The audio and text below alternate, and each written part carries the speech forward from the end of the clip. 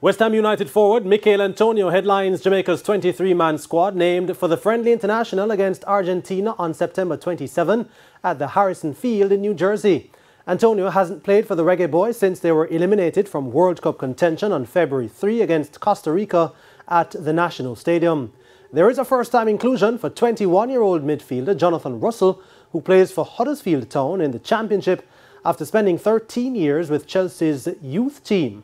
Daniel Johnson and Bobby Reid are set to make a return to the squad, which also sees Swansea City's Joel Latibeaudiere, who played against Catalonia, included. There is, however, the notable absentee of regular captain Andre Blake.